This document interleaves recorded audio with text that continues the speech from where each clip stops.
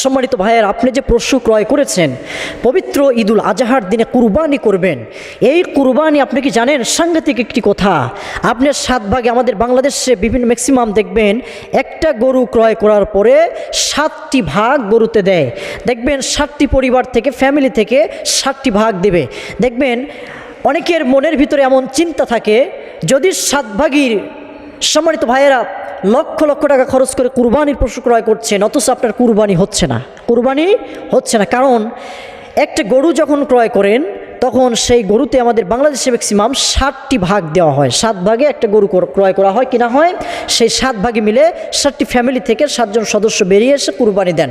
সম্মানিত ভাইয়েরা, এর মধ্যে দেখবেন 7 জনের ভিতরে যদি কারো মন যদি এমন থাকে, নিয়তটা যদি হয় মাংস খাওয়া, যে আমি এই গরুটা কিনলে এর টেস্ট হবে, মাংসটা অনেক সুন্দর সুস্বাদু হবে, এই গরুটা কিনতে হবে। সম্মানিত ভাই, এমন চিন্তা যদি হয়, কুরবানি আল্লাহ রাস্তায় কবুল হবে না।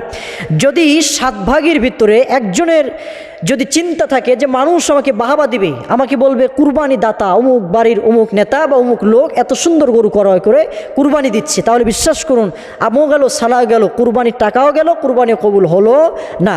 আরেকটি বিষয়, যদি আপনি 7 ভাগের একজনের টাকা যদি সুদের অথবা ঘুষের টাকা হয়, তাহলে বিশ্বাস করুন সুদ ঘুষ হারাম টাকা যদি উপার্জন করে সেই টাকা দিয়ে যদি পশু ক্রয় করে, তাহলে সে ব্যক্তির কুরবানি তো হবেই না, বাকি 6 ভাগের কুরবানিও নষ্ট হয়ে যাবে, বিফল হয়ে যাবে। সম্মানিত ভাইরা, তাহলে কত বড় ভেরি ভেরি ইম্পর্টেন্ট একটি বিষয়। আমাদের সমাজে অনেক মানুষ আছে 7 ভাগে একটি গরু কুরবানি করেন, এদের ভিতরে দেখবেন অনেকের টাকা হারাম থাকে। সুতরাং প্রিয় ভাইরা, আল্লাহ পাক হারাম জিনিস চান না, আল্লাহ পাক কোনো খারাপ জিনিস চান না।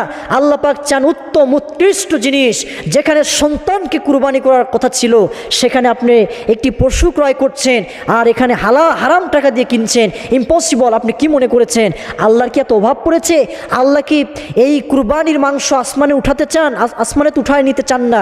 আল্লাহ কুরবানির মাংস চান না, আল্লাহ কুরবানির রক্ত চান না, আল্লাহ পশুর চামড়া চান না।